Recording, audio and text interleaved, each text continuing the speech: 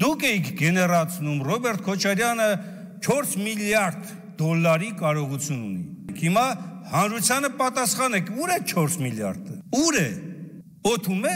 թե չկա։ Այդ 4 միլիարդ դոլարի լուրը տարածվել է Սերժ Սարգսյանի իշխանության օրոք։ Օդում կախված լուրերին Թեսա Միշիկի բանով հովանավորչությամբ։ Եվ հակակոռուպցիոն կոմիտեի համար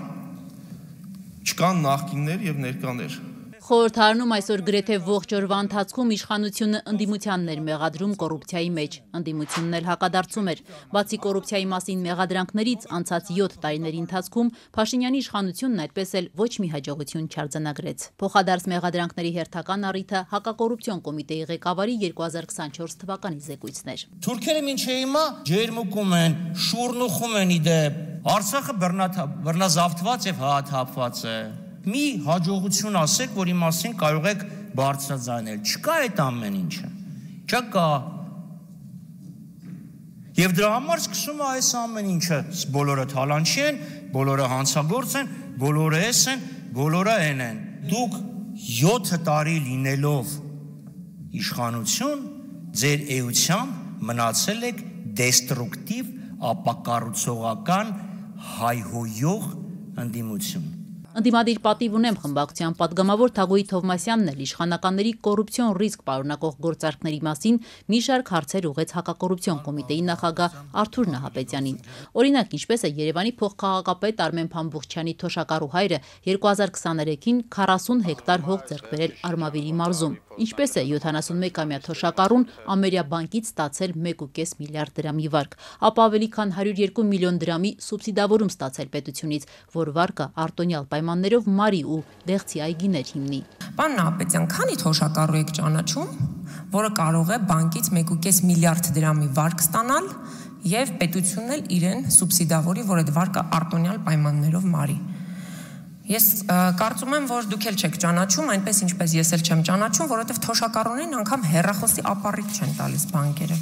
Ընդդիմադիր պատգամավորը իր ելույթում խոսեց նաև ազգային ժողովում կառուցված սրճարանի կոռուպցիոն ռիսկերի մասին, հարցներով թե ով է որոշել, որ դրա համար պետք է ծախսվի ավելի քան $100,000։ Եվ ուզում եմ համեմատության համար ասել, օրինակ այդ $100,000 սրճարանը կարող էր օգնել Վարդենիսի ավագ դպրոցի փլատակներից գոնե մի դասասենյակը նորոգելու համար։ Ճաշակի հարց է, ինչպես ասում են։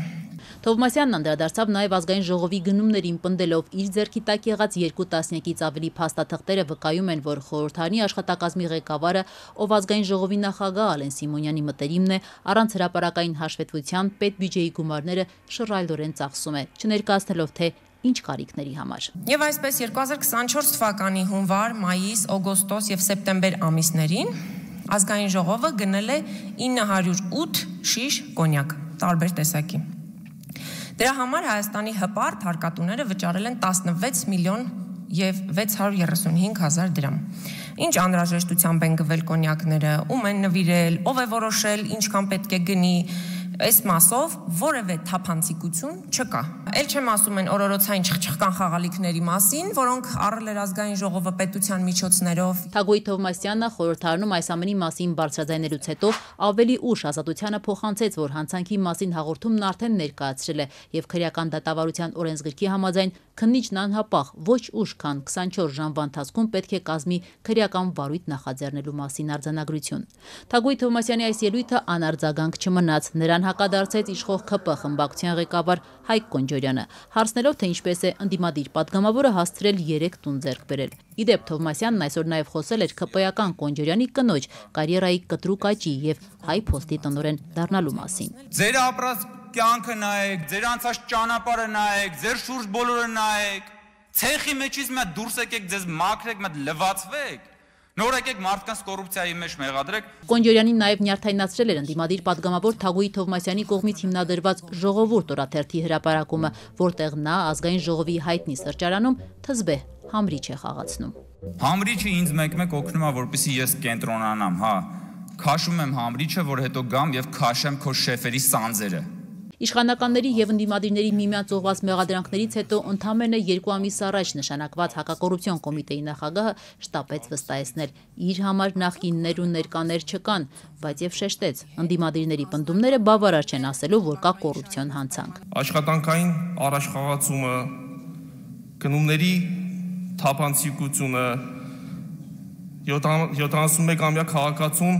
վարկ տրամադրելը, սրանք ինքնին բավարար չեն, որ մենք քերաիրավական իմաստով ասենք, որ ունենք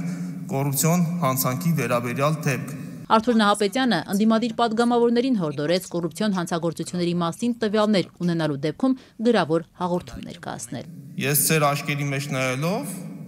ասում եմ, որ այդ դեպքերից յուրաքանչյուրով կիրականացվի համակողմանի եւ օբյեկտիվ նախաքննություն։ Սրանից ավելին հակակոռուպցիոն կոմիտեի նախագահն ասաց խոստանալ չի կարող։ Շնորհակալություն եմ հայտնում։